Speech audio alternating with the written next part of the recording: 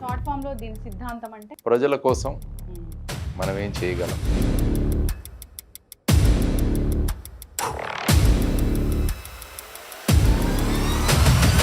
గ్రామీణాభివృద్ధి రైతులు ఇది ఫస్ట్ నుంచి దీనికోసం మీరు ప్రయత్నం చేస్తూ ఉన్నారు. అంటే ఏంటంటే పొలిటీషియన్ అంటే డెఫినేషన్ ఏంటన్నది చూడాలి. ఎస్ అంటే ప్రజల్లో పొలిటీషియన్ అంటే ఎలక్షన్లో నిలబడి గెలిచేవాడే పొలిటీషియన్.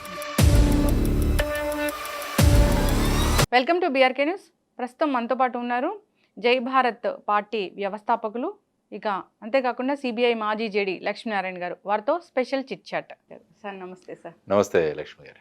సార్ మీరు పోలీస్ ఆఫీసర్ అవ్వడం వల్ల మంచి పొలిటీషియన్ కాలేకపోయారా? ప్రజల్ని మిమ్మల్ని పోలీస్ ఆఫీసర్గానే చూస్తూ ఈ పొలిటీషియన్గా అడాప్ట్ చేసుకోలేకపోయారు అనుకుంటున్నారా? ఇప్పుడు ఎలాగంటే పార్టీ అన్నది ఎలక్షన్లో గెలవాలి ఈ సంకల్పాలతో వస్తుంటాయి. మా ఉద్దేశం ఏంటంటే ప్రజల్లో చైతన్యం తీసుకురావాలి. అంటే మూసపోసిన విధానాలు, మూసపోసిన ఆలోచనల నుంచి కొత్త ఆలోచనలలో ప్రజలకు తీసుకురావాలన్నది ప్రధానమైన ఉద్దేశం. తర్వాత ఏంటంటే ప్రస్థాపిత రాజకీయ పార్టీల్లో ఏంటంటే వారసత్వ రాజకీయాలు, అవే ముఖాలు. అంటే ఒకరోజు ఈ పార్టీలో ఉంటారు, మళ్ళీ ఎలక్షన్స్ వచ్చేసరికి ఈ పార్టీ, అవే ముఖాలు తిరుగుతున్నాయి పార్టీలు. కొత్త లీడర్షిప్ రావట్లా. సో దాంతో కొత్తగా ఆస్పిరేషన్స్ ఉన్నవాళ్ళు, కొత్తగా మేము ఈ విధంగా చేసి ప్రజలకు సేవ చేసి దీనికి కూడా ఒక ప్లాట్ఫామ్ కావాలి కదా. సో ఆ విధంగా అంటే ఇది ఓవర్ నైట్ జరిగే విధానం కాదు, ఒక లాంగ్ టర్మ్లో మనం ఏమైనా చేయగలమా అన్న ఒక సంకల్పంతో దీన్ని తీసుకురావడం మొదలుపెట్టాము. మొన్న డిసెంబర్లో పెట్టాం, 2023. ఒక షార్ట్ ఫామ్ లో దీని సిద్ధాంతం అంటే సిద్ధాంతం అంటే మీరు చెప్పుకోవాలంటే ప్రజల కోసం మనం ఏం చేయగలం, ఆ విధంగా ఒక మార్పు కోసం వచ్చిన పార్టీ అన్నది. మూసపోసిన విధానాలు కాకుండా ఒక కొత్త ఆలోచనలతో ప్రజల ముందుకు తీసుకెళ్తామన్నది. సుపరిపాలన ఇవన్నీ కూడా ఈ విధంగా మాట్లాడుకోవచ్చు. గ్రామీణాభివృద్ధి రైతులు ఇది మీ ఫస్ట్ నుంచి దీనికోసం మీరు ప్రయత్నం చేస్తూ ఉన్నారు. సో దానికోసం ఎంతో పోరాడారు, గ్రామాలని దత్తత తీసుకున్నారు, వర్క్ చేశారు. అయితే ఇలాంటి సిద్ధాంతాలు ఉన్న మిమ్మల్ని ఇంకా ఒక పోలీస్ ఆఫీసర్గానే చూస్తున్నారు, ఒక పొలిటీషియన్గా హత్తుకోలేకపోతున్నారు. అంటే ఏంటంటే పొలిటీషియన్ అంటే డెఫినేషన్ ఏంటన్నది చూడాలి. ఎస్ అంటే ప్రజల్లో పొలిటీషియన్ అంటే ఎలక్షన్లో నిలబడి గెలిచేవాడే పొలిటీషియన్. పొలిటీషియన్ అంటే నా ఉద్దేశంలో ఏంటంటే ప్రజల ఆలోచన విధానాలను మారుస్తూ వాళ్ళ స్థాయిని మార్పు తీసుకొచ్చేవాళ్ళే పొలిటీషియన్స్. కానీ ఇప్పుడు ఏంటంటే పొలిటీషియన్స్ అన్న డెఫినేషన్ మారిపోతూ ఉంది కాబట్టి సో ఎన్నికలు, రాజకీయాలు, పదవులు ఇవే పొలిటీషియన్స్ అన్న భావాలు. కాబట్టి దాంతో ఏ విధానాలైనా అవలంబించినా పర్వాలేదు, కానీ ఫైనల్గా వీళ్ళు ఎన్నికల్లో గెలవాలి ఈ టైప్లో ఉన్నారు. కాబట్టి అందుకనే మీరు అంటున్నారు, ఎందుకంటే మోసపోసిన విధానాల్లో వెళ్ళట్లేదు కాబట్టి మనకు ఇంకా కొత్త విధానాన్ని ఇంకా ప్రజల దగ్గరికి తీసుకొచ్చే ప్రయత్నంలోనే ఉన్నాం. కాబట్టి నాది కూడా మొదటి భూమిక ఏదైతే ఉందో దానిలోగా చూస్తున్నారు. అది నేను అంటున్న విధానం. సో దానికోసం టైం పడుతుంది. దానిలో ఈ విధానాలు, ఆలోచనలు మార్పు తీసుకురావడానికి కొద్దిగా సమయం పడుతుంది డెఫినెట్గా. డబ్బులు లేకపోవడం వల్లే పార్టీలు నెగ్గకపోతున్నారా కొంతమంది మంచి రాజకీయ నాయకులు? ఏమైపోతుందంటే ప్రధానంగా ఇప్పుడు డబ్బు కేంద్రితంగా రాజకీయాలన్నీ నడుస్తుంది. ఇప్పుడు ఎవరైనా అడగండి, మీ దగ్గర డబ్బు ఉన్నాయని అడుగుతారు. ఎవరైనా మీరు దేనికోసం వస్తున్నారని అడగరు. మీరు గెలవాలంటే డబ్బు ఉండాలి అన్నది ఒకటి సర్వసాధారణంగా అందరూ మాట్లాడుకునే విషయం. అంటే రాజకీయాలను ఆ స్థాయికి తీసుకొచ్చేసాం. సో అది దురదృష్టకరం. సో దీని నుంచి అందుకని మేము ఏమన్నామంటే జీరో బడ్జెట్ పాలిటిక్స్ అన్నది వచ్చాం. అంటే ఎలక్షన్ కమిషన్ ఏదైతే నియమ నిబంధనలు ఉన్నాయో వాటిలోనే పెట్టుకొని మనం చెయ్యాలి అన్నది ఒక సంకల్పం. మీరు యాక్చువల్గా చూసుకుంటే ఎలక్షన్ కమిషన్ చెప్పే విధానాలు, తర్వాత అయ్యే ఖర్చులు, దీని మధ్య చాలా వ్యత్యాసం ఉంది అసలు యాక్చువల్గా మనం. కాబట్టి డబ్బు ఉన్న వాళ్ళు మాత్రమే రాజకీయాలు రావాలి అంటే ఆలోచనలు ఉన్న వాళ్ళు వెనకబడిపోతారు. కాబట్టి వాళ్ళకు కూడా ఒక ప్లాట్ఫామ్ అన్నది కావాలి. అట్లీస్ట్ మనం భావజాలం అన్నది ప్రజల్లోకి వెళ్ళగలగాలి, వాళ్ళను ఆలోచింపజేసే విధంగా చేయాలి. అందుకనే మేము ఏమడుగుతున్నాం అంటే ప్రభుత్వాన్ని, యూనివర్సిటీస్లోను, కాలేజెస్లోను స్టూడెంట్ బాడీ ఎలక్షన్స్ పెట్టండి, విద్యార్థి నాయకత్వాన్ని మనం తీసుకురావాలి. ఇప్పుడు చూడండి, 25 సంవత్సరాలు అయిపోయింది. యూజీసీ వాళ్ళు ఎప్పుడూ చెప్తున్నారు మీరు స్టూడెంట్ బాడీ ఎలక్షన్స్ కండక్ట్ చేయండి. ఎందుకంటే ఎప్పుడైతే యువతరంలో చైతన్యం వస్తుందో వారు రేపు రాజకీయ నాయకులుగా ఎదగగలుగుతారు. కానీ ఈ మూలాలనే మనం పట్టించుకోకుండా ఉంటే ఇప్పుడేమవుతుంది, రాజకీయ నాయకుడు కొడుకు మళ్ళీ రాజకీయ నాయకుడు, వాడు మనవాడు రాజకీయ నాయకుడు, ఈ విధంగా వంశపారంపర్యం ఏదైతే పూర్వం రాజుల గురించి విన్నామో అది మళ్ళీ ఇక్కడ కొనసాగుతుంది. మరి ప్రజాస్వామ్యం అంటారు, మరి రాచరికం నడిస్తే మరి ప్రజాస్వామ్యం ఎక్కడ ఉంటుంది? సో ఆ విధమైన మార్పులు తీసుకురావాలన్నది ప్రధానమైన కోరిక. జనరల్గానే మీరు మీరు వెళ్తూ ఉంటారు కదా ఈ గ్రామీణ ప్రాంతాలకు అలా వెళ్ళినప్పుడు ఈ పొలిటీషియన్స్ గురించి ఏదైనా మాట్లాడుకుంది అంటే ఎలా మాట్లాడుకుంటారు అసలు వాళ్ళు పొలిటీషియన్స్ గురించి? అంటే ఏమైపోయిందంటే సక్సెస్ఫుల్గా ఏం చేశారంటే గ్రామాల్లో కూడా రాజకీయాలు తీసుకొచ్చేసారు, రైతుల మధ్య కూడా రాజకీయాలు తెచ్చారు. అవును. కాబట్టి రైతాంగం కూడా ఒక పార్టీతో అసోసియేట్ అవుతున్నారు. ఆ అవును. విధంగా తీసుకురావడం అన్నది కొద్దిగా దురదృష్టకరం మాకు బేసిక్. తర్వాత ఏంటంటే ఎవరు వచ్చినా మనకి ఏం చేస్తారు అన్న ఒక నిర్లిప్తత కూడా ఉంది. కాబట్టి ఎలక్షన్ టైంలో ఎవరు ఇస్తారో అన్ని తీసుకుందాం అన్న భావనలు కూడా వచ్చేసి వీళ్ళు తర్వాత ఏం చేసేది లేదు, కాబట్టి మనం ఇదే సమయం, కాబట్టి వాళ్ళు ఇస్తున్నారు, అది ఫైనల్గా మన డబ్బే కదా అన్న భావనలు కూడా వచ్చాయి. సో ఆ విధంగా వీళ్ళు ఈ ప్రజలను తప్పుపడడానికి లేదు అసలు యాక్చువల్. సో విధానాన్ని ఆ విధంగా తీసుకొచ్చేసారు. సో ప్రజలకు మేము ఈ టైంలో చేస్తే చాలు, తర్వాత చేయకున్నా కూడా మమ్మల్ని ఎవరు అడిగేవాళ్ళు లేరన్న ఒక ఇది వచ్చేసింది. అందుకే ఎక్కడ రోడ్లు లేవు. అంతే కదండి, ఎక్కడ చూసినా కూడా ప్రజల వాయిస్ వినిపించే ధోరణి ఎక్కడా లేదు. తర్వాత ముఖ్యంగా ఏంటంటే మన ఆంధ్రప్రదేశ్ రాష్ట్రం తీసుకుంటే మీకు ఈ మెజారిటీలు కూడా చాలా ప్రమాదకరం. అప్పుడు 151 కావచ్చు, ఇప్పుడు 164 కావచ్చు. ప్రతిపక్షాలు లేకుంటే ప్రజాస్వామ్యం ముందుకు వెళ్ళదు. కాబట్టి ప్రతిపక్షం అన్న భూమిక చాలా అవసరం. ప్రజల గొంతుకులు ఎవరైనా వినిపించాలి. లేకుంటే ఏమంత పాలక పక్షంలో ఉన్నవాళ్ళు పాలక పక్షం ఏం చేసినా కూడా దాన్ని సపోర్ట్ చేసుకుంటూ వస్తే మరి ప్రజా గొంతుకులు ఎప్పుడు వినిపిస్తాయి? సో ఇది కూడా ఒక పెద్ద సమస్య ప్రజాస్వామ్యం.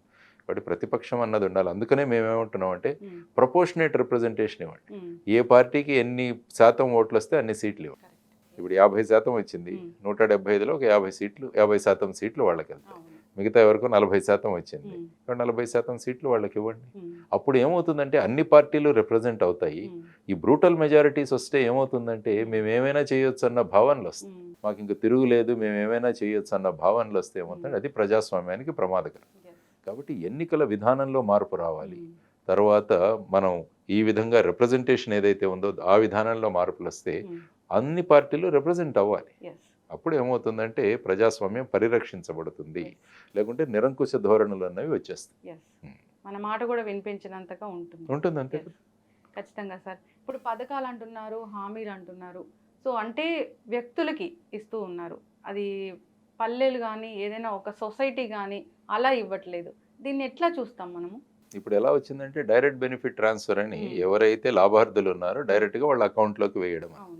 ఇంతకుముందు ఎలా ఉండేదంటే ఫర్ ఎగ్జాంపుల్ మీరు తీసుకుంటే మహాత్మా గాంధీ గ్రామీణ ఉపాధి యోజన, అదేమవుతుందంటే గ్రామాల్లో గనక మీరు గ్రామంలో ఉన్న కొన్ని ఫెసిలిటీస్ క్రియేట్ చేసుకున్నారు, చెక్ డ్యామ్స్ కట్టారు, రోడ్డు వేసుకున్నారు, లేకుంటే పాఠశాల నిర్మించారు. దీనివల్ల ఏమవుతుందంటే గ్రామీణ ప్రాంతాల్లో అక్కడ అసెట్స్ నిర్మాణం అవుతాయి, ఆస్తులు నిర్మాణం అవుతుంది.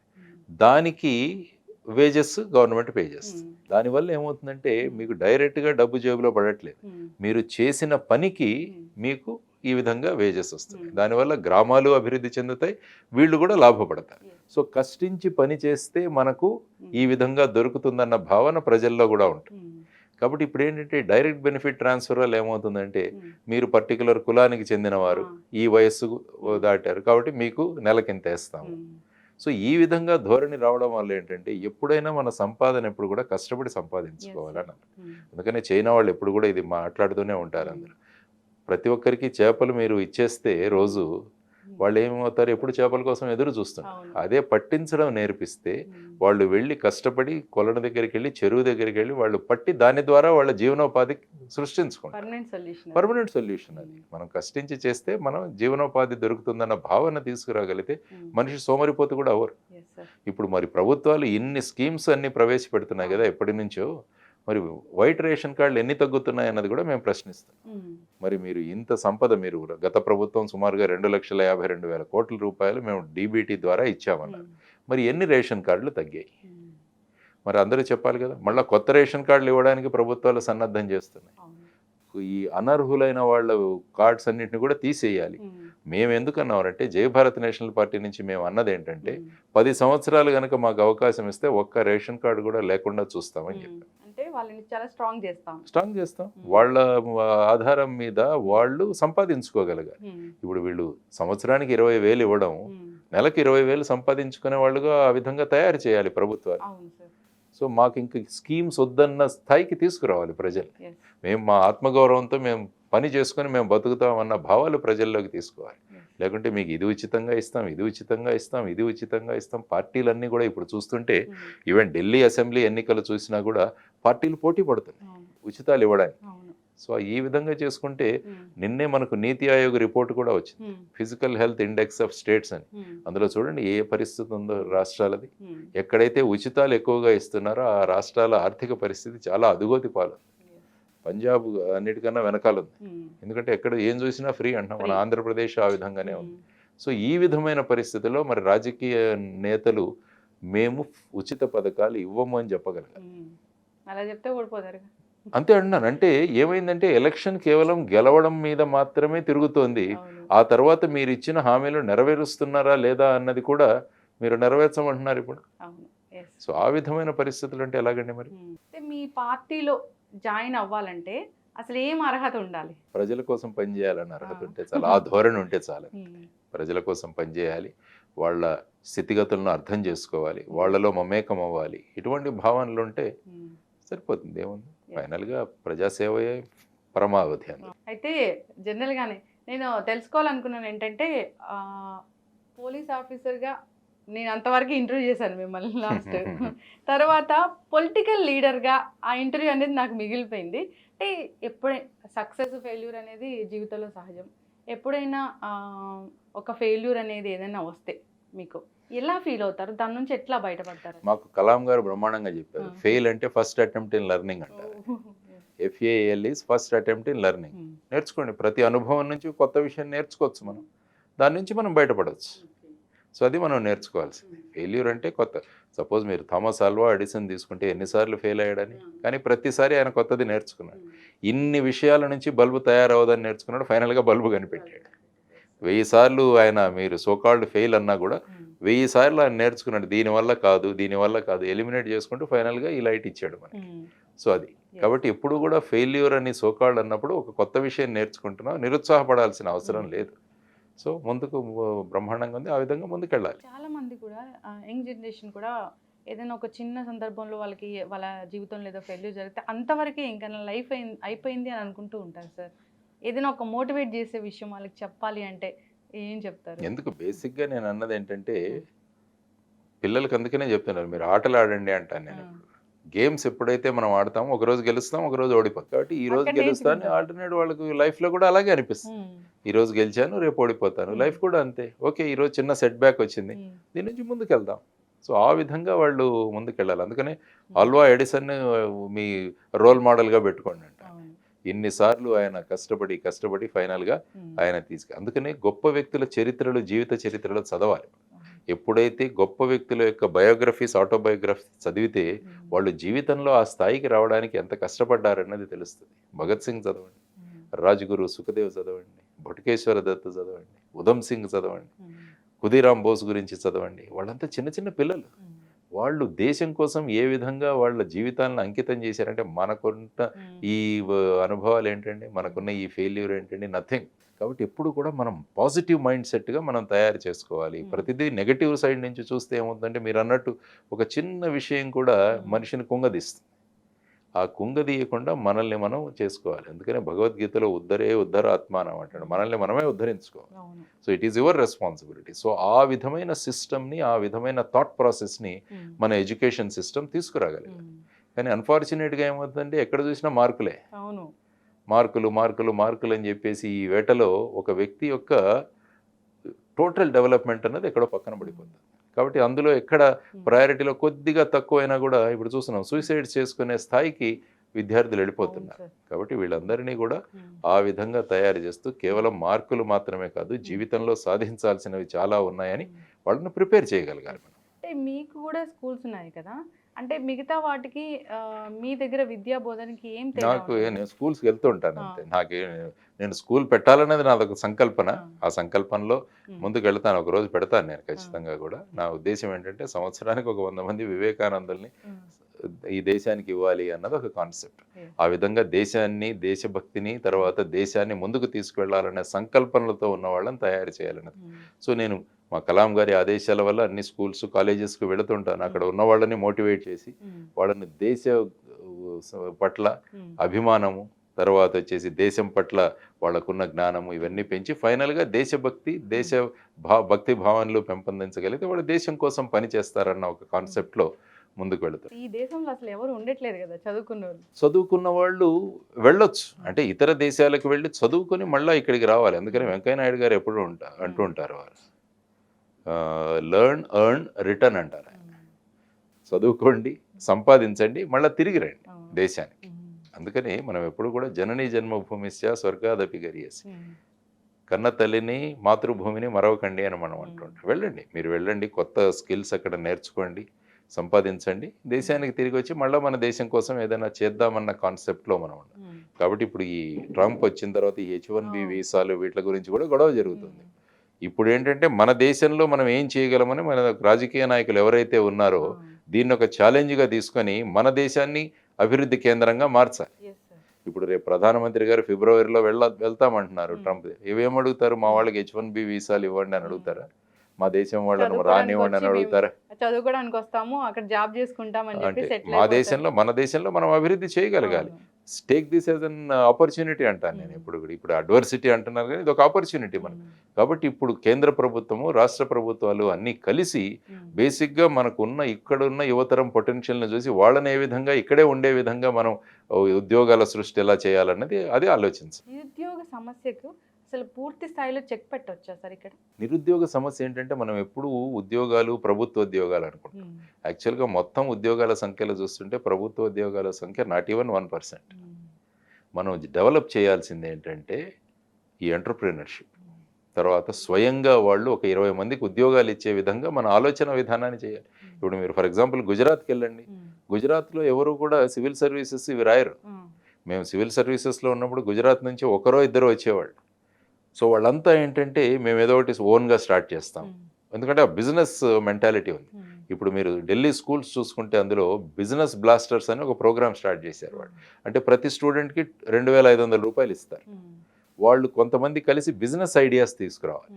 బిజినెస్ అంటే చిన్నతనంలోనే వాళ్ళకి ఈ విధంగా ఆలోచనలు రాగలిగితే రేపు పెద్ద అయిన తర్వాత వాళ్ళు ఎంటర్ప్రీనర్గా మారి నాకు ఉద్యోగం కాదు, నేను ఒక 20 మందికి ఉద్యోగాలు ఇస్తారన్న ఆలోచన విధానాన్ని మనం తీసుకురావాలి. కాబట్టి స్మాల్ ఎంటర్ప్రైజెస్, MSMEలు, తర్వాత గ్రామీణ ప్రాంతాల్లో food processing industries, value addition industries, ఇలాంటివన్నీ తీసుకురాగలగాలి మనం. అప్పుడు ఏమవుతుందంటే అర్బన్ మైగ్రేషన్ తగ్గుతుంది. ఇప్పుడు చూడండి, గ్రామాల్లోకి వెళితే ఇంతకుముందు గ్రీన్ విలేజెస్ అనేవాళ్ళు, ఇప్పుడు గ్రే విలేజెస్గా మారి, అంటే గ్రే హెయిర్ ఉన్న వాళ్ళు మాత్రమే అక్కడ ఉంటున్నారు. యంగ్స్టర్స్ అంతా కూడా పక్కన జిల్లాకో లేకుంటే మండల్లోనో లేకుంటే విదేశాలకో వెళ్ళిపోతున్నారు. కాబట్టి గ్రామీణ ప్రాంతంలో వెళితే మీకు ముసలి వాళ్ళు వీళ్ళే కనిపిస్తున్నారు. మరి వీటిని మళ్ళీ ఈ మైగ్రేషన్ను తగ్గించాలి. ఇప్పుడు ఫర్ ఎగ్జాంపుల్ హైదరాబాద్ తీసుకుంటే గ్రామాల్లో వాళ్ళంతా ఇక్కడే వస్తున్నారు. దానివల్ల సివిక్ కమ్యూనిటీస్, ఇళ్ళు కావాలి, దానివల్ల ఎంక్రోచ్మెంట్స్ ఇవన్నీ కూడా జరుగుతున్నాయి. కాబట్టి ఏ ప్రాంతంలో ఉన్నవాళ్ళు ఆ ప్రాంతాన్ని డెవలప్ చేసుకోగలిగితే, అందుకనే కలాం గారు పూరా అనే కాన్సెప్ట్ చెప్పేవాళ్ళు, providing urban amenities in rural areas. Covid వచ్చినప్పుడు ఏం చేశారండి, మన వాళ్ళంతా ల్యాప్టాప్లు పెట్టుకుని ఇళ్లలోనే చేశారా లేదా? మరి గ్రామీణ ప్రాంతాల్లో అందుకనే వారు ఏమంటారంటే గ్రామీణ ప్రాంతాల్లో బ్రహ్మాండమైన ఇంటర్నెట్ క్రియేట్ చేయండి, మంచి రోడ్డు వ్యవస్థ చేయండి, డ్రైనేజ్ వ్యవస్థ చేయండి, మంచినీటి వ్యవస్థ చేయండి. అప్పుడు ఎవరు ఎక్కడికి వెళ్ళాల్సిన అవసరం లేదు, వాళ్ళ ఊర్లో ఉండి వాళ్ళు చేసుకోగలరు. ఆ విధమైన ఆలోచనలు మనం ప్రభుత్వాలు తీసుకురాగలగాలి, ఆ విధంగా అభివృద్ధి చేయించాలి. మేము కూడా ఇక్కడికి వస్తాము, బాగా డబ్బు సంపాదించుకుంటాము, మళ్ళీ ఊర్లో పొలమే కొనుక్కుంటాము. అంతే కదా, గ్రామాలతో ఉన్న అటాచ్మెంట్ అన్నది లేదు. బేసిక్గా ఏంటంటే ఫైనల్గా అక్కడ వ్యవసాయం కూడా చక్కగా జరగాలన్నది కూడా మనం ఆలోచించాలి. మనం ఎంత సంపాదించినా, ఎన్ని కంప్యూటర్లు తెచ్చుకున్నా కూడా ఫైనల్గా 3 పూట్ల తినాల్సిందే. 3 పూట్ల తినాలంటే మా రైతు పని చేయాల్సిందే. సో రైతు తన సంక్షేమం చూసుకోకుండా దేశ సంక్షేమం చూసుకుంటున్నాడు. రైతు ఫెయిల్యూర్ అవుతున్నాడు కానీ రైతు దేశాన్ని గెలిపిస్తున్నాడు.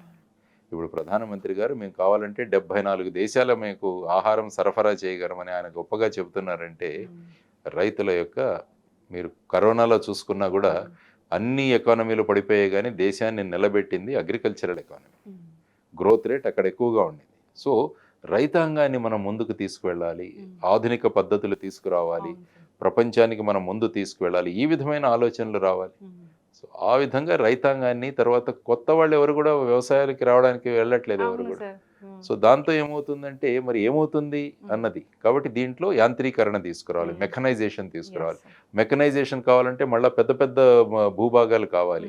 ఇప్పుడు మనం అన్ని చిన్న చిన్న కమతాలు, 1 ఎకరము, 1/2 ఎకరము, వాటి గట్లు, వీటి వల్ల ఏంటంటే మెషినరీ కూడా దించలేము అందులో. కాబట్టి వీటన్నిటిని కూడా సమగ్రంగా చేసి మనం గనక అమెరికాలో ఇటు వెళ్తే ఒక 2-3 కలిసి 2,000 ఎకరాలు 3,000 ఎకరాలు వాళ్ళు సాగు చేస్తారు, మొత్తం మెకనైజేషన్. సో ఆ విధంగా క్రమక్రమంగా వెళుతూ ఎవరైతే ఎక్స్ట్రా మ్యాన్ పవర్ ఉందో అగ్రికల్చర్లో వాళ్ళ కోసం ఇండస్ట్రీస్ అక్కడ ఏర్పాటు చేయాలి. వ్యవసాయ ఆధారిత పరిశ్రమలు గనక మనం ఏర్పాటు చేయగలిగితే, ముఖ్యంగా ఆంధ్రప్రదేశ్ మీరు తీసుకున్నారంటే వ్యవసాయము, తర్వాత వచ్చేసి అక్వాకల్చర్, వీటన్నిటినీ మనం అనుసంధానం చేస్తూ గనక అక్కడ పరిశ్రమలు ఏర్పాటు చేస్తే అక్కడ ఉద్యోగాలు వస్తాయి. సో ఈ విధంగా ఆలోచించే ప్రభుత్వాలు ఆ కమిట్మెంట్తో పనిచేయాలి. నెక్స్ట్ ఎలక్షన్ ఎప్పుడు, ఎలా గెలవాలి, ఇది కాదు. వన్స్ ఎలక్ట్ అయిన తర్వాత your job is to see that the state develops. ఆ విధంగా మనం ఆలోచించుకుంటూ వెళ్ళగలగాలి. అంటే యంగ్స్టర్స్ కూడా రైతులైతే బాగుంటుంది, ఎందుకంటే వాళ్ళకి టెక్నాలజీ తెలుసు, కొత్త విధానాలు తెలుసు, మన ప్రొడక్టివిటీ ఎలా పెంచాలో తెలుసు. సో వీటన్నిటిని కూడా వాళ్ళు ఉపయోగించవచ్చు.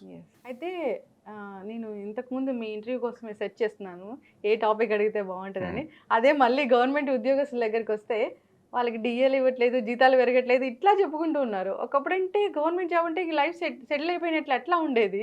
సో ఇట్లా చెప్పుకుంటుంటే అంటే చదువుకొని గవర్నమెంట్ జాబ్ తెచ్చుకొని ఫెయిల్ అయ్యామా అనే భావనలో ఉన్నట్లుగా అనిపిస్తుంది. ఏమంటారు సార్? ముఖ్యంగా ఏంటంటే ప్రభుత్వాల దగ్గర డబ్బులు ఉండట్లేదు. ప్రభుత్వాలన్నీ కూడా ఈ ఉచితాలు తెచ్చేసి ఉన్న డబ్బులంతా కూడా ఎవరికో పంచేసి, అంటే ప్రజలకే పంచుతున్నారు, కానీ ఆ పంచుతున్నది ఏమవుతుందన్నది కూడా ఆలోచించాలి. అందుకనే నేను అంటాను, మీకు ఫర్ ఎగ్జాంపుల్ మీరు ఏదో అమ్మఒడియో దేంట్లోనో డబ్బులు ఇస్తున్నారు, మరి ఆ డబ్బులకు బదులు నేనేమంటానంటే కూపన్లు ఇవ్వండి అంట. అంటే దేనికి ఉపయోగించుకోవచ్చు ఇది. ఫర్ ఎగ్జాంపుల్ పీడిఎస్ సిస్టమ్ ఉంది, పబ్లిక్ డిస్ట్రిబ్యూషన్ సిస్టమ్. అంటే కిలో రూపాయి బియ్యము, ఇలాంటి పథకాలు ఉన్నాయి. కానీ ఏమవుతుంది ఫైనల్గా, ఈ కిలో రూపాయి బియ్యం తీసుకుని మళ్ళీ ఒక 8-9 రూపాయలకి మళ్ళీ వాళ్ళు ఎవరో అమ్మేసుకుంటూ దాన్ని ఆఫ్రికన్ కంట్రీస్కు ఎగుమతి చేస్తున్నారని అనేక కేసులు జరుగుతున్నాయి. నేను అనడం ఏంటంటే దాని బదులు మీరు వీళ్ళకు డైరెక్ట్గా కూపన్లు ఇవ్వండి. అంటే ఆ కూపన్ తీసుకుని కేవలం మనం బియ్యం కొనుక్కోగలం, కందిపప్పు కొనుక్కోగలం, డబ్బులు వేయకండి, డైరెక్ట్గా డబ్బుల రూపంలో కూపన్స్ ఇవ్వండి. సో ఈ వ్యవస్థనంతా కూడా మనం మార్చవచ్చు. కాబట్టి ఏదైతే డైరెక్ట్ బెనిఫిట్ ట్రాన్స్ఫర్ అవుతుందో, ఇప్పుడు పిల్లవాడి చదువు కోసం మీరు డబ్బులు వేస్తున్నారు, కానీ ఆ డబ్బులు తీసుకుని వెళ్ళి లిక్కర్ షాప్లో మందు తాగేస్తే మరి ఏ ఉద్దేశంతో మీరు ఇస్తున్నారో ఆ ఉద్దేశం సార్థం అవ్వట్లేదు కదా. కాబట్టి ఇచ్చిన డబ్బు కూడా దేనికోసమైతే వినియోగించుకోవాలనుకున్నారో ఆ విధంగా వినియోగించుకోవడానికి మెకానిజం తీసుకురావాలి. సో దానివల్ల ఏమవుతుందంటే ఉచితాల మీద ఉచితాలు. ఫర్ ఎగ్జాంపుల్ మహారాష్ట్రలో తీసుకుంటే లాడ్లీ బెహన్ అని ఒక యోజన తెచ్చారు. అంటే 18 సంవత్సరాలు నిండిన ప్రతి మహిళకు మేము 2,500 రూపాయలు నెలకి ఇస్తామని. దాని బడ్జెట్ 47,000 కోట్ల రూపాయలు ఒక సంవత్సరానికి. సో 47,000 కోట్ల రూపాయలు ఈ విధంగా ఇస్తున్నారు. దాని బదులు గ్రామీణ ప్రాంతంలో ఉన్న సెల్ఫ్ హెల్ప్ గ్రూప్స్, డ్వాక్రా గ్రూపులు, వాళ్లకు డెవలప్ చేసి చిన్న పరిశ్రమ ఏర్పాటు చేసి వారిని ఆ విధంగా అభివృద్ధి చేయించవచ్చు కదా. కానీ అదేంటంటే చాలా కష్టంతో కూడిన పని. ఇదేముంది, బటన్ నొక్కితే వాళ్ళ అకౌంట్లో పడుతున్నాయి. కాబట్టి ఇది సర్వసాధారణంగా ఈ విధానాలకు వెళ్ళిపోవడం వల్ల ఇక నెల జీతాలంటే 1వ తారీఖు పడట్లేదు, 5వ తారీఖు, 15వ తారీఖు ఒక్కోసారి వెళ్ళిపోతున్నాయి. మరి అంటున్నారు మీరు డిఏ ఎన్ని బకాయిలు ఉన్నాయండి డిఏలు. సో రెగ్యులర్గా పే స్కేల్ కూడా ఇంప్రూవ్ అవ్వట్లేదు. సో ఈ విధమైన పరిస్థితులలో మరి మీరు అన్నట్టు ప్రభుత్వ ఉద్యోగాలు ఇన్ని కష్టాలు పడి తెచ్చుకున్న వాళ్ళకు కూడా సరైన సమయంలో ప్రమోషన్స్ అవి లేకుండా వాళ్ళు కూడా డిమోరలైజ్ అయిపోతారు. సో దీనికంతా ప్రధానమైన కారణం ఏంటంటే మన ఫిజికల్ డిసిప్లిన్. మనం ఆర్థికంగా ఏ విధమైన క్రమశిక్షణను మనం చేస్తున్నాం అన్నది. మన ఎఫ్ఆర్బిఎం చట్టం తీసుకున్నా కూడా మీరు 3% జిఎస్డిపి కన్నా ఎక్కువ రుణాలు తీసుకోలేరు. కానీ కేంద్రమే అది పాటించట్లేదు, మరి వీళ్ళెందుకు పాటిస్తారు? ఒక్కొక్కరు 60%, 70% దగ్గరికి కూడా వెళ్ళిపోయిన కేసులు ఉన్నాయి. మనకు వచ్చే రెవెన్యూలో చాలా డబ్బులు మనం తీసుకున్న అప్పుల మీద వడ్డీలు కట్టుకోవడానికే సరిపోతుంది. మళ్ళా కొత్త అప్పులు తీసుకుంటున్నాం, లేకుంటే కార్పొరేట్ భూములు, లేకుంటే మన ప్రభుత్వ భూములు, ప్రభుత్వ బిల్డింగ్లు, ఇవన్నీ కూడా మనం తాకట్టు పెట్టి డబ్బులు తెచ్చుకుంటున్నాం. సో ఇలాగ అయితే వెళ్ళిపోతూ ఉంటే మరి ఏమవుతుంది, మన ఇంట్లో కూడా అప్పులు తీసుకుని ఫైనల్గా ఏమవుతుంది, మన పరిస్థితి, ఆర్థిక పరిస్థితి దిగజారిపోతుంది. అదేవిధంగా రాష్ట్రానికి కూడా ఇదే పరిస్థితి. ఇప్పుడు వీళ్ళు అప్పులు తెస్తారు, నెక్స్ట్ వాళ్ళు వచ్చి ఏమైనా అభివృద్ధి చేయాలని అప్పులే కనిపిస్తూ ఉంటాయి, మళ్ళీ వాళ్ళు తీసుకురావాల్సిన పరిస్థితి. కాబట్టి ఇదేంటంటే ఒక విషయస్ సర్కిల్లో ఇరుక్కుంటాం. కాబట్టి అప్పులు తెస్తాము, దాన్ని ఇంట్రెస్ట్ కట్టుకోవడానికి మళ్ళా అప్పులు తెచ్చుకుంటాం. సో ఈ విధంగా ఫైనల్గా అప్పుల ప్రపంచంలోకి మనం కుంగిపోతాం. కాబట్టి పార్టీలు కూడా ఆలోచించాలి. ఈ ఉచితాలు ఎంతవరకు ఇవ్వాలన్నది కూడా ఆలోచించాలి.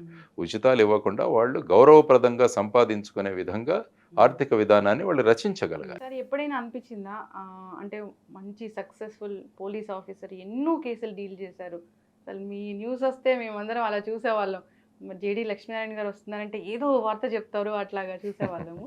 అట్లా వైరల్ అయిన మీరు ఈ పాలిటిక్స్లో సక్సెస్ కాలేదు అన్నప్పుడు ఎక్కడైనా కొంచెం అనిపించిందా, బాధ అనిపించిందా? అంటే సక్సెస్ కి డెఫినేషన్ ఏంటి అని నేను అడుగుతాను. Yes. వాట్ ఈస్ యువర్ మళ్ళీ డెఫినేషన్ ఆఫ్ బయటికి సక్సెస్? వెళ్తాం. అంతే కదా. సక్సెస్ కి డెఫినేషన్ ఏంటి?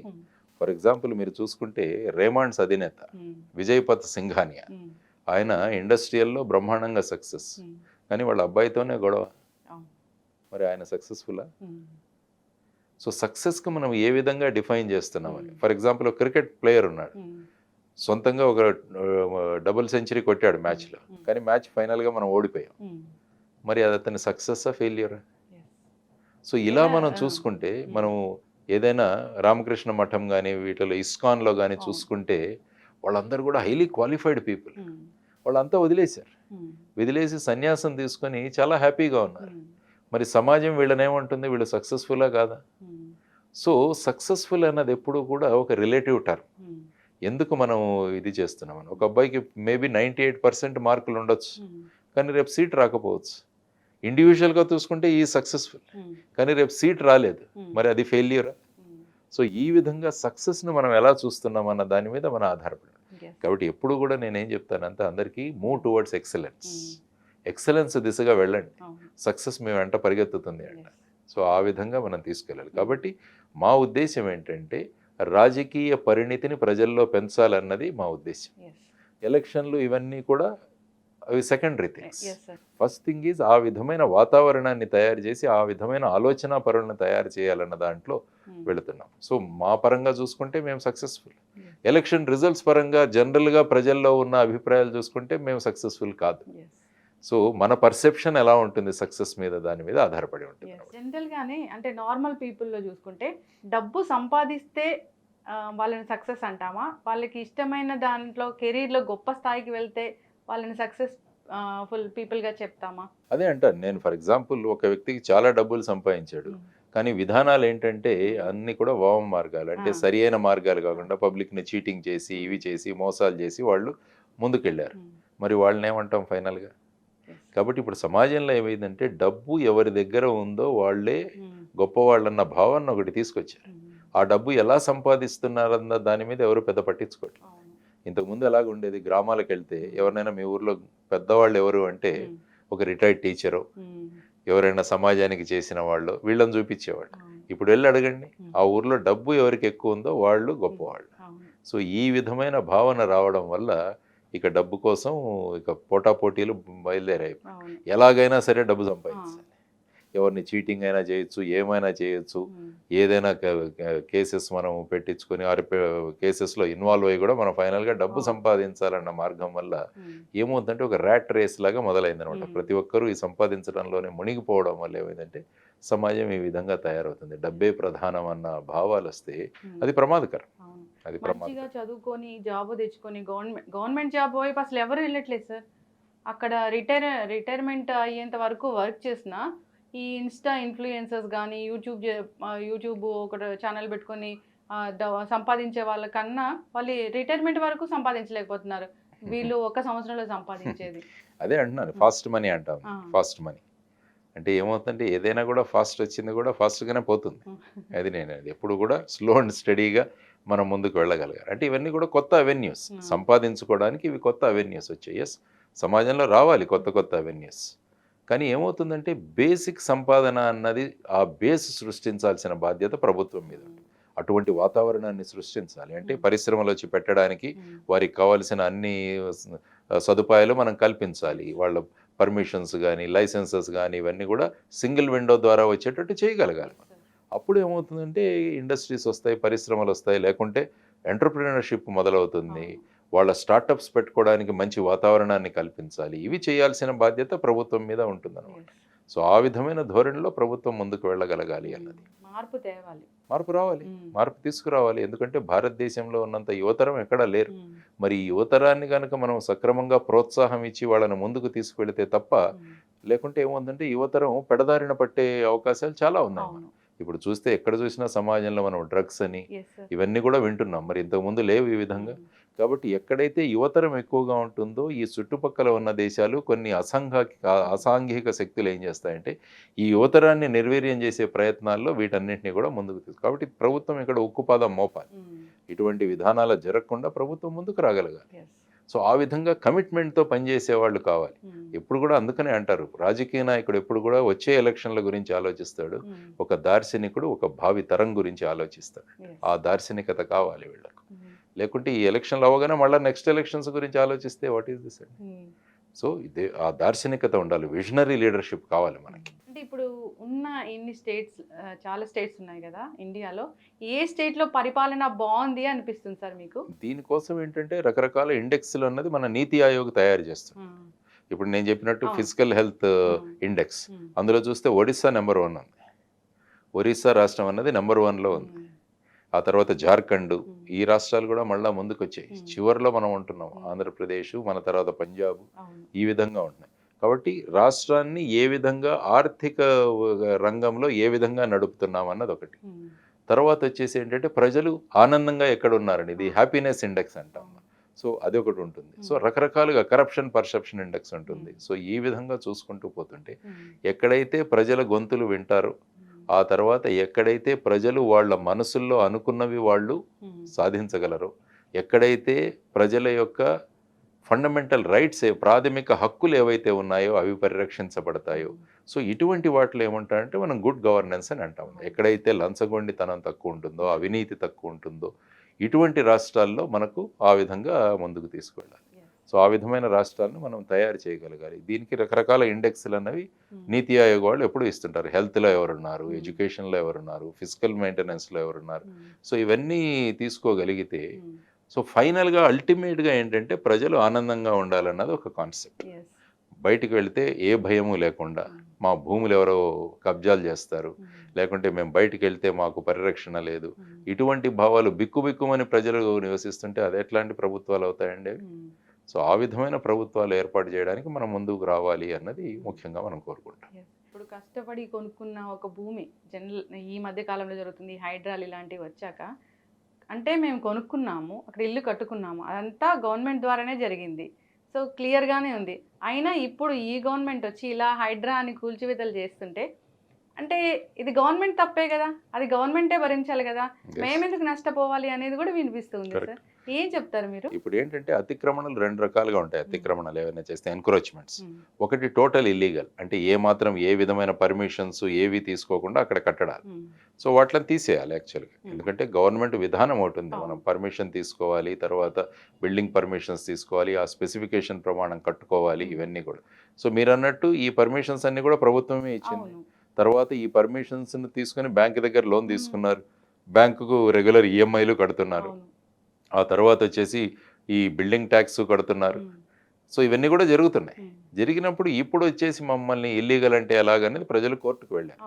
సో కోర్టు ఏమంటుంది, ఇటువంటి చోట నోటీస్ ఇవ్వండి వాళ్ళకి, తర్వాత వాళ్ళు ఏం చెబుతారో వినండి. ప్రభుత్వం కూడా బాధ్యత వహించాలి. సపోజ్ ఒక కరప్ట్ ఆఫీసర్స్ ఒక 4-5 ఉండి వాళ్ళు ఈ విధంగా ఇల్లీగల్గా పర్మిషన్స్ ఇస్తున్నప్పుడు, మరి ప్రభుత్వమే పర్మిషన్స్ ఇచ్చినప్పుడు మేమేం చేస్తామన్నది మాది తప్పెక్కడ ఉందని. అందుకనే వీళ్ళు అన్నారు లీగల్గా పర్మిషన్స్ తీసుకొని మీరు కట్టుకున్న వాళ్ళు ఎవరైతే ఉంటే వాటి మీదకి ఏమీ రామన్నట్టుగా మన ఎక్కడో ప్రకటన చూశాను. కానీ టోటల్గా ఇల్లీగల్గా ప్రభుత్వ భూముల మీద ఈ విధంగా అతిక్రమణలు చేస్తే వాటిని తొలగిస్తామని అన్నారు. తర్వాత చెరువుల్లో కానీ, ఫుల్ ట్యాంక్ ఫ్లడ్ లెవెల్లో కానీ, లేకుంటే బఫర్ జోన్స్లో కానీ ఇల్లీగల్గా ఏవైతే కట్టుకున్నారో వాటన్నింటినీ తొలగిస్తాం. ఎందుకంటే ఇది కూడా చేయాల్సిన అవసరం ఉంది. ఎందుకంటే చెరువులను పరిరక్షించుకోవాల్సిన బాధ్యత మన మీద ఉంది. ఎందుకంటే ఇప్పుడు హైదరాబాద్లో ఒక అరగంట వర్షం పడితే మీకు రోడ్లు మొత్తం నిండిపోతాయి. సో దానికి ప్రధానమైన కారణం ఏంటంటే డ్రైనేజ్ లేదు. ఈ పడిన వర్షం ఎక్కడికి వెళ్ళాలి?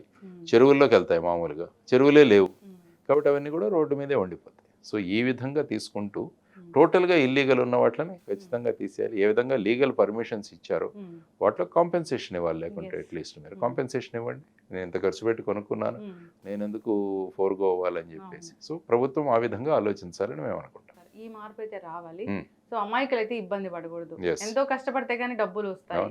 ఎందుకంటే ప్రతి ఒక్కరు ఫైనల్గా జీవితంలో అంటే ఒక ఇల్లు అవును. కట్టించుకోవాలి, మనం లైఫ్ లాంగ్ సేవింగ్స్ ఏవైతే ఉన్నాయో వాటి నుంచి ఒక ఇల్లు కట్టుకుందాం అన్నది ఈ భావన. కానీ ఆ తర్వాత ఈ బిక్కుబిక్కుమంటూ ఉంటూ వెళుతూ ఏమవుతుందంటే రేపు ఏది నమ్మాలో కూడా తెలియదు. తర్వాత ప్రభుత్వం కూడా ఇన్ఫర్మేషన్ అంతా కూడా వాళ్ళ వెబ్సైట్స్లోనూ పెట్టాలి. పెట్టి ఈ విధంగా పర్మిషన్స్ ఇస్తున్నప్పుడు ఈ ప్రాంతంలో కడితే అది ఇల్లీగల్, ఇది గవర్నమెంట్ ప్రాపర్టీ అని స్పష్టంగా వాళ్ళకి చెబితే, ఎందుకంటే ఇప్పుడు టెక్నాలజీ వచ్చింది. ఇప్పుడు టెక్నాలజీలో ఎవరైనా ఈ సర్వే నెంబర్ కొట్టగానే వాళ్ళకి డీటెయిల్స్ రావాలి, ఇందులో ఉన్నది ఇది గవర్నమెంట్ ల్యాండ్ కాబట్టి ఇది నాట్ కరెక్ట్ అని ఈవెన్ తీసుకుంటున్న వాళ్ళకు కూడా ఒక మార్గదర్శకాలు ఇవ్వగలగాలి. సో ఆ విధంగా చేయగలిగితే ఎవరు కూడా మోసపోరు. ఈ మధ్య చూడండి ఎక్కడెక్కడో కట్టేసి వాళ్ళు మాయమైపోతున్నారు, అమాయకమైన ప్రజలు బలిపడుతున్నారు. ఎన్నో కేసులు చూసాము ఇప్పుడు ఈ విధంగా జరుగుతున్నాయి. ఈ హైడ్రా వల్ల రియల్ ఎస్టేట్ కూడా పోయిందని చెప్తున్నారు. అంటే ఏమవుతుందంటే ఒక ఇది వస్తుంది, కానీ నేను మొన్న చదివిన దాంట్లో ఏంటంటే రిజిస్ట్రేషన్స్ మ్యాక్సిమం మళ్ళీ పెరిగాయని నేను విన్నాను. సో ఆ విధంగా కాబట్టి ఈ విధంగా ఇదంతా పొలిటికల్ అట్రిబ్యూషన్ ఉంటుంది మామూలుగా. కాబట్టి ఈ విధంగా భయాందోళన. కాబట్టి ప్రభుత్వం దీని గురించి కూడా బ్రాండ్ ఇమేజ్ని కాపాడడం కూడా చాలా ముఖ్యం. ఎందుకంటే హైదరాబాద్కు ఉన్న బ్రాండ్ ఇమేజ్ కూడా వీళ్ళు కాపాడగలగాలి. అంటే ఇటువంటి ఎవరు భయపడాల్సిన అవసరం లేదు. మేము ఏమేం చేస్తామన్నది లీగల్గా అందరికీ ప్రజలు కనుక తెలియజేయగలిగితే ఈ భయాందోళనలో ప్రజలు ఉండకుండా చేయాలి. అది ప్రభుత్వం యొక్క బాధ్యత. కాబట్టి ఆ విధంగా చేయాలన్నది ఒకటి ప్రభుత్వాలు నేర్చుకోవాలి. ఈ మధ్య మనం మీమ్స్ కూడా చూస్తూ ఉన్నాం సార్, ఇందిరం ఇల్లు వచ్చింది, కార్డు వచ్చింది, ఇంకా నాకు నేను పెళ్లి చేసుకోవచ్చు, అట్లాంటివి చూస్తూ ఉన్నాము. చాలా వస్తాయి. అంటే మీరు ఏం చేయాల్సిన అవసరం లేదు, అన్ని ప్రభుత్వం. మీరు below poverty line white ration card ఎలాగైనా మీ దగ్గర ఉంటే చాలు, everything will be taken care of అన్న బాధ వస్తుంది. ప్రభుత్వాలు ఈ వైట్ రేషన్ కార్డు నుంచి వీళ్ళని పైకి ఎలా తీసుకువెళ్ళాలి అన్న దాని గురించి ఆలోచించాలి. అంటే ఈ ఓట్ని నేను హోల్డ్ చేసుకున్నాను అన్నట్లేగా అంతే పథకాలు చెప్పడం వల్ల. అంటే ప్రజలు ఎప్పుడు కూడా దేహి అని ప్రభుత్వం వైపు చూస్తుంటే మీకు ఇది ఇస్తాము అని వాళ్ళు చెప్పి వాళ్ళ ఓట్లను ఆకర్షించాలి. ఎందుకంటే అందరూ ఒక స్థాయి వస్తే వీళ్ళు మనకు ఓట్లు వేస్తారా లేదో అన్న భయం కూడా ఉంటుంది రాజకీయ పక్షం. కాబట్టి వాళ్ళు అలాగే ఉంచాలన్న ధోరణులు కూడా కొన్ని చోట్ల జరుగుతాయి. ఉచిత బస్సులు కూడా ఉన్నాయి కదా సార్. ఉచిత బస్సులు ఇచ్చారు అని ఇస్తున్నారు. సార్ ఈ రాజకీయాలు ఈ గొడవలు ఇవన్నీ పక్కన పెడితే ముందుగా మీ మెంటల్ హెల్త్ని ఎలా అంటే ఎట్లా స్టేబుల్ చేసుకుని ఎట్లా హ్యాపీగా ఉంటారు? ఇప్పుడు మేము ఉన్నాము, మాకు ఏదైనా ఒక చిన్న బాధ కలగగానే చాలా ఏడుస్తాము, డిప్రెషన్ వస్తుంది, వాళ్ళని ఏదో ఒక మాట అంటాం, అలా ఉంటుంది మా లైఫ్ స్టైల్. అంటే మాలాంటి వాళ్ళు మారాలంటే మీరు ఏం చెప్తారు సార్? ఏం లేదు, మన పాజిటివ్ మైండ్ సెట్ని డెవలప్ చేసుకోవాలి. దానికోసం ఏంటంటే మన ధ్యాన ప్రాణాయామం అన్నవి చాలా ముఖ్యం మనకి. మనిషి ధ్యానము ప్రాణాయామం చేయగలిగితే ఏమవుతుందంటే మన ఆలోచన విధానాలన్నీ కూడా ఒక రేట్కి వస్తాయి. లేకుంటే మీరు అన్నట్టు ఏదైనా చిన్న విషయం జరిగినా దాని గురించి ఆందోళన చెందడం, డిప్రెషన్లోకి వెళ్ళిపోవడం, ఇవన్నీ కూడా జరగవు. ఎప్పుడు కూడా మనల్ని మనం సమాధానం చేసుకుంటూ ఉండాలి. ఇంతకుముందు చెప్పినట్టు గొప్ప వ్యక్తుల చరిత్రలు, జీవిత చరిత్రలు చదివితే అందులో వాళ్ళు ఎన్ని కష్టాలు అనుభవించారు, అయినా కూడా వాళ్ళు నిలదొక్కున్నారన్న ఒక ధైర్యం వస్తుంది. ఇది ఒక టెంపరరీ ఫేజ్. సో ఈ ఫేజ్లో వెళ్ళడానికి ఏంటంటే మెంటల్ హెల్త్ అన్నది చాలా ఇంపార్టెంట్. దానికోసం నేను ఈవెన్ స్కూల్స్లో కాలేజెస్లో కూడా చెప్పేది ఏంటంటే ప్రాణాయామ ధ్యాన చేయండి. అప్పుడు ఏమవుతుందంటే ఆటోమేటిక్గా మన శ్వాస బ్రీతింగ్ ప్రాసెస్ అన్నది మన కంట్రోల్లో ఉంటుంది. దానివల్ల మన ఆలోచనలు కూడా కంట్రోల్లో ఉండి ఏది జరిగినా కూడా మనం ఒక రీజనబుల్ పర్సన్ లాగా ఆలోచిస్తాం. ఎక్స్ట్రాడినరీగా వెళ్ళిపోయి లేకుంటే డిప్రెషన్స్లోకి వెళ్ళిపోయి హైపర్గా వెళ్ళిపోయి ఆలోచించే పరిస్థితి ఉందండి. తర్వాత ఏంటంటే అందుకనే వైడ్ రీడింగ్, తర్వాత అనేక విషయాల మీద మీకు పరిజ్ఞానం, విడ్త్ ఆఫ్ నాలెడ్జ్ అంట. ఆ విడ్త్ ఆఫ్ నాలెడ్జ్ తీసుకోండి. తర్వాత వచ్చేసి ఈ విధంగా చేసుకోగలిగితే ఏమవుతుందంటే మెంటల్ హెల్త్ అన్నది బాగుంటుంది అన్నది ముఖ్యంగా. మనం పాజిటివ్ చూసుకుంటుంటే మనం కూడా పాజిటివ్ తయారవుతాం. ఇప్పుడు మీ నెగటివిటీ కోసం థంబ్నెయిల్స్ ఇవన్నీ రకరకాలు పెట్టేవాళ్ళు ఉన్నారు. వాళ్ళ వ్యూయర్షిప్ పెరగాలని ఏమీ లేకున్నా కూడా దాంట్లో ఏదో ఒకటి మసాలా చొప్పించి థంబ్నెయిల్స్ పెడతారు, దాన్ని చూస్తారు, అందులో ఏమీ ఉండదు. సో ఈ విధంగా దీన్ని అటెన్షన్ ఎకానమీ అంటాం. కొత్త పదం అటెన్షన్ ఎకానమీ. అంటే ప్రజల అటెన్షన్ని, ఏకాగ్రతని మీరు ఎంత మీ దగ్గరికి గ్రాబ్ చేయగలిగితే మీరు అంత ఎకానమీ, మీకు అంత డబ్బులు వస్తాయని. అందుకనే చూడండి ఇప్పుడు యూట్యూబ్లో కూడా ఆ థంబ్నెయిల్స్ ఎలా సెన్సేషనల్గా పెడతారో అందులో ఏమి ఉండదు అసలు. వెంటనే ప్రజలను చూసే విధంగా చేస్తారు. So they are grabbing the attention of the people. ఇవన్నీ కూడా ప్రజలు గమనించాలి. మనకి ఎంత కావాలి ఎంత వద్దు అన్నది వాళ్ళు నిర్ధారించుకుంటే ఏమవుతుందంటే అప్పుడు మెంటల్ హెల్త్ సుఖంగా ఉంటుంది వాళ్ళకి. ఈ థంబ్నెయిల్స్ వీటిని అసలు ఆపే శక్తి దమ్ము అసలు ఎవరికి లేదు సార్. దమ్ము అంటే ఏంటంటే ప్రభుత్వం ఎంతవరకు ఇందులో జోక్యం కల్పించుకోవాలన్నది కూడా ఒక విషయం. ఎందుకంటే సాధారణంగా న్యూస్ పేపర్లు కానీ రెగ్యులర్ సినిమాలకైతే సెన్సార్ బోర్డులు కానీ ప్రెస్ కౌన్సిల్ కానీ ఇవి ఉంటాయి. కానీ వీటికి సోషల్ మీడియా సందర్భంగా కంట్రోల్స్ అనేవి పెద్దగా లేవు. ప్రభుత్వం కూడా కొత్తగా చట్టం తెచ్చింది, మళ్ళీ దానిలో మార్పుల కోసం మళ్ళీ విత్డ్రా చేసి కొత్తగా చూస్తున్నారు. ఈ ఓటీటీ ప్లాట్ఫామ్స్, తర్వాత అవును. మిగతా ఈ సోషల్ మీడియా ప్లాట్ఫామ్స్ని ఏ విధంగా ఇప్పుడు ఏమంటున్నారంటే వాళ్ళే సెల్ఫ్ కంట్రోల్ చేసుకోవాలన్నది వాళ్ళది. మీరు చేస్తున్నారు కాబట్టి మీరే దీని మీద ఒక సూపర్విజన్ కానీ ఈ విధంగా తీసుకురావాలన్నది కూడా ఒక సంకల్పం.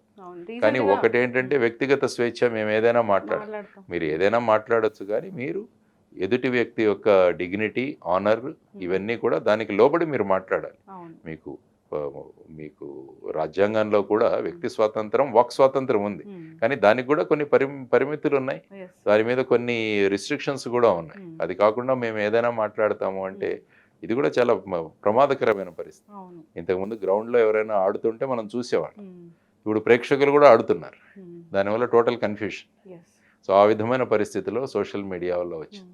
కాబట్టి ఎనీ టెక్నాలజికల్ డెవలప్మెంట్ మీరు తీసుకున్నా అందులో పాజిటివ్, నెగటివ్ ఉంటాయి. దాన్ని ఏ విధంగా ముందుకు తీసుకెళ్లాలన్నది ప్రభుత్వాలు ఆలోచించాలి. Yes. ఏదైనా ఒక ఛానల్ నిర్వహిస్తున్నా లేదా ఒక యూట్యూబ్లో మనం మాట్లాడుతున్న బాధ్యతగా ఉండాలి అంతే. అవును. ఎస్, ఖచ్చితంగా సార్, చాలా చక్కగా చెప్పారు. ఈ మధ్య మనం ఒక కేసు కూడా చూసాం, ఓటీటీలో చూసి భార్యని చంపేశాను అని మీర్పేట్ కేసు. సో అది చాలా దారుణమైన సంఘటన సార్. అంటే ఇంత హ్యుమానిటీ కూడా లేదా మనిషికి అన్నట్లు అనిపిస్తుంది. ఇటువంటి అసాంఘిక చర్యలు చేస్తున్న వాళ్ళే సినిమాలు ఇవన్నీ కూడా ముందుకెళ్తున్నాయి. అవును. మరి ఇలా అవుతుంటే ఎలాగండి సమాజం కూడా? ఎందుకంటే సినిమాలు ఏదో ఎంటర్టైన్మెంట్కి తీస్తున్నాం అంటారు, కానీ సినిమాల ప్రభావం ప్రజల ఆలోచన ధోరణి మీద కూడా చాలా ఎక్కువగా ఉంటుంది. కాబట్టి ప్రొడ్యూసర్లు, డైరెక్టర్లు అనే వాళ్ళు చాలా బాధ్యతాయుతంగా తీయాలి సినిమాలు కూడా. ఎందుకంటే వాళ్ళ సినిమాల ప్రభావం ఒక తరాన్ని వాళ్ళు ఏ విధంగా వాళ్ళ మీద ప్రభావం చూపిస్తుంది అన్నది వాళ్లకు జ్ఞానం ఉంటే దాన్ని బట్టి చక్కని సందేశంలో ఉన్న విషయాలను మనం తీసుకురావాలి అన్న విధంగా ముందుకు వెళ్తారు. కానీ ఇప్పుడు చూస్తుంటే ప్రతిరోజు ఈ డిటీరియరేషను ఇది చూస్తుంటే ఎక్కువ వైలెన్స్, ఇవన్నీ ఒకరినొకరు తిట్టుకోవడాలు, మాటలు మాట్లాడే విధానము, ఇవన్నీ కూడా ఇట్ ఈస్ నాట్ ఆ సొసైటీకి తగినట్టుగా ఉండట్లేదు. కాబట్టి అందరూ కూడా బాధ్యత వహించాలి. ప్రతి ఒక్కరు కూడా ఈ సమాజాన్ని ముందుకు తీసుకెళ్లాలన్న బాధ్యత ప్రతి ఒక్కరి మీద ఉంది. ఆ విధమైన బాధ్యతను వహించగలిగితే ఒక మంచి సమాజాన్ని మనం ఏర్పాటు చేయవచ్చు. డైలీ రొటీన్ లైఫ్ ఎలా ఉంటుంది సార్? డైలీ రొటీన్ బాగానే ఉంటుంది. నేను మార్నింగ్ అరౌండ్ 4:35కి లేస్తాను. తర్వాత నా జనరల్ యోగా, తర్వాత ఈ ధ్యానము, తర్వాత ప్రాణాయామం ఇవి చేసుకుంటాను. తర్వాత మార్నింగ్ వాక్, తర్వాత ఇవి చేసుకుని ఉంటాను. తర్వాత నాకు ప్రోగ్రామ్స్ ఉంటాయి. మామూలుగా నాకు మెజారిటీ నేను రోజు నా యాక్టివిటీస్ తీసుకుంటే ఏదో ఒక స్కూల్కో కాలేజ్కో వెళ్తాను. నేను మా కలాం గారు చెప్పారు, భారతదేశ భవిష్యత్తు తరగతి గదుల్లో నిర్మాణం అవుతుంది, కాబట్టి యువతరాన్ని కనుక మనం మేల్కొలిపితే వాళ్ళు దేశానికి ఉపయోగపడతారని ఆ విధంగా వెళుతుంటాను. తర్వాత మాదొక ఫౌండేషన్ కూడా మేము రన్ చేస్తాం, జాయిన్ ఫర్ డెవలప్మెంట్ అని. వ్యవసాయంలోనూ, గ్రామీణాభివృద్ధి, తర్వాత మహిళా సాధికారత, సో టెక్నాలజీ, ఈ విషయాల్లో మేము ముందుకు వెళ్తుంటాం. కాబట్టి ఆ యాక్టివిటీస్ కూడా కొన్ని ఉంటాయి. కొద్దిగా చదువుతూ ఉంటాను, ఏమైనా బుక్ రీడింగ్ ఇలాంటివి కూడా చేసుకుంటూ ఉంటాను. సో ఆ విధంగా చూసుకుంటే డైలీ బాగానే బిజీగానే గడిచిపోతుంది నా ధోరణి. అంటే ఫుడ్ హ్యాబిట్స్ అంటే ఎలా ఉంటాయి? ఫుడ్ హ్యాబిట్స్ నేను కొద్దిగా పరిమితంగానే తీసుకుంటాను. ఫుడ్ అనేది జనరల్గా 2 మీల్ దీంట్లోకి వెళ్తాను నేను. 2 మీల్స్, అందులో కూడా ఒక మీల్ ఎక్కువగా తీసుకొని మిగతా కొంచెం లైట్గా తీసుకుని, ఎందుకంటే బాడీ లైట్గా ఉండాలి. ఉన్నప్పుడే మనం యాక్టివ్గా ఉంటాం, లేకుంటే ఏమిటంటే బద్ధకం వచ్చేస్తుంది, ఆ విధంగా ముందుకు తీసుకువెళ్ళే ఇది ఉండదు. కాబట్టి ఆ విధంగా పరిమితంగానే తీసుకుంటాను నేను. సో ఆ విధంగా I control my food intake. ఇప్పుడు ఫుడ్ అంటే మళ్ళీ అందరూ కూడా ఫుడ్ కొనుక్కోలేనంత ధరలు పెరిగిపోయాయి. అంటే ఆర్గానిక్ కొంటేనే అదే మంచిది అన్నట్లుగా అనిపిస్తుంది. మీరు కూడా ఆర్గానికే వాడతారా? నేను ఆర్గానిక్ పండిస్తాను. నేను యాక్చువల్గా నేను 12 ఎకరాల కౌలుకి తీసుకొని పండిస్తాను. దేశీ వరి విత్తనాలు, అవి దేశీ వరి పండిస్తాను. ఎందుకంటే ఇవన్నీ కూడా మళ్ళీ మూలాలకు వెళ్ళడం. ఇవన్నీ కూడా మనం మూలాల నుంచి మళ్ళా వెళితే మనం ఇవే తినేవాళ్ళం. కొరలు, సామలు, ఇవన్నీ జొన్నలు, అరికెలు, రాగులు ఇవే తినేవాళ్ళం. సో క్రమక్రమంగా ఇవి వెళ్ళిపోయి తర్వాత జనాభా పెరుగుదల వల్ల కూడా వరి వంగడాలు, ఆ తర్వాత అతిగా ఉత్పత్తి ఇచ్చే వరి వంగడాలు, ఆ తర్వాత తెల్లగా ఉండాలని చెప్పేసి డబుల్ పాలిష్, ఇవన్నీ చేయడం వల్ల అందులో న్యూట్రిషన్ అన్నది వెళ్ళిపోతుంది. సో దానివల్ల ఏమవుతుందంటే మనకు ఈ విధమైన డయాబెటీస్ కానీ, బ్లడ్ ప్రెషర్స్ కానీ ఇవన్నీ కూడా ఎక్కువయ్యాయి. అందుకని ఈ మధ్య మళ్ళీ కొత్త థియరీ ఏమొస్తుందంటే గట్ హెల్త్ అన్నది ఒకటి వస్తుంది. గట్ హెల్త్ అంటే బేసిక్గా మనం ఏం తింటున్నాము, మనలో ఎంత పాజిటివ్ బ్యాక్టీరియా ఉంది, అన్నది, గుడ్ బ్యాక్టీరియా ఎంత ఉన్నదన్న దాని మీద మన జీవితం ఆధారపడి ఉంటుంది అన్నది కొత్త టెక్నాలజీ. అవును. సో ఆ విధంగా ఎలా చేసుకోవాలంటే మళ్ళీ వాళ్ళు కూడా చెప్పేది ఉమ్, గో బ్యాక్ టు ఆర్గానిక్, ఇవి న్యాచురల్ ఫార్మింగ్ ద్వారా వచ్చినవి, ఉమ్, ఇవన్నీ చేసుకోండి. తర్వాత మనం ఆయిల్ సేవ్ వాడుతున్నాము, ఇవన్నీ తీసుకొని ఫైనల్గా um, you take care of your intake. yes sir. దానివల్ల ఏంటంటే మన ఆరోగ్యం దాని మీద ఉమ్, ఆధారపడి ఉంటుంది.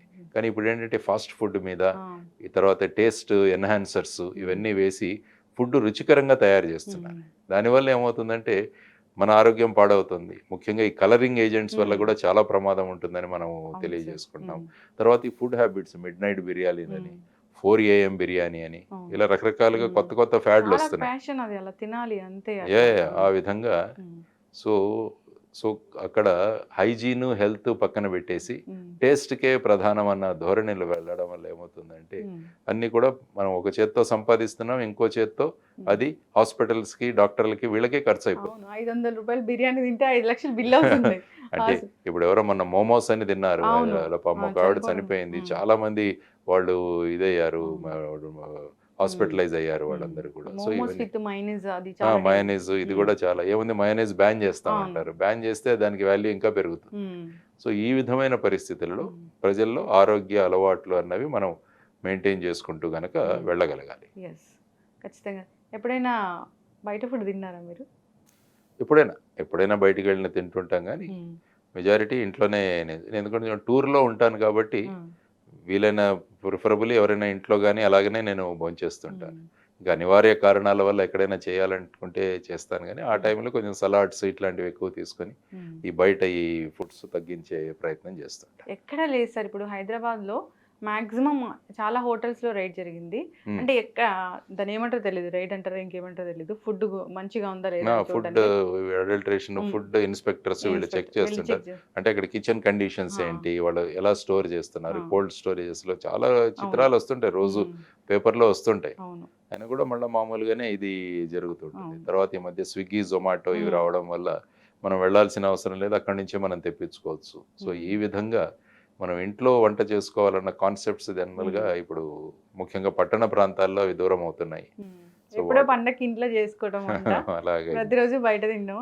అవును, ఆ విధంగా ఉందని చాలా మంది ఆరోగ్యాలు, ముఖ్యంగా యంగ్స్టర్స్ ఆరోగ్యాలు చాలా దెబ్బతింటున్నాయి. బట్ వాటి గురించి ఆలోచించాలన్నది ఒకటి. ఎందుకంటే అల్టిమేట్లీ మనం అంతా కూడా మన హెల్త్ మీదే మన భవిష్యత్తు ఆధారపడి ఉంటుంది. సో అది మనం they should take lot of precaution. చాలా చక్కటి ఇన్ఫర్మేషన్ సార్. మీ విలువైన టైం నా కోసం ఇచ్చారు. చాలా ఇయర్స్ తర్వాత నేను ఇంటర్వ్యూ చేయాలా అంటే బేసికల్ గా నేను హెల్త్ వింగ్ లో మీరు ఎప్పుడు హెల్త్ వీడియోస్ చేస్తుంటారు, అందువల్ల అక్కడ దాకా రాలేకపోయాను. మీ హెల్త్ సీక్రెట్స్ అంటే ఒకటి తెలుసుకోవాలని ఫుల్ ఎపిసోడ్ చేయాలని అనుకున్నాను, కానీ కొత్త పార్టీ ఒకటి ఉంది, దాని అసలు ఎలా డెవలప్ చేద్దాం ఎప్పుడైనా, అది కూడా చేద్దాము. ఖచ్చితంగా సార్. చాలా చక్కటి ఇన్ఫర్మేషన్ అండి, చక్కటి ఇంటర్వ్యూ. సో నాకు మళ్ళీ మీరు ఇంటర్వ్యూస్ ఇస్తూనే ఉండాలి. ధన్యవాదాలు. నమస్తే. Thank you.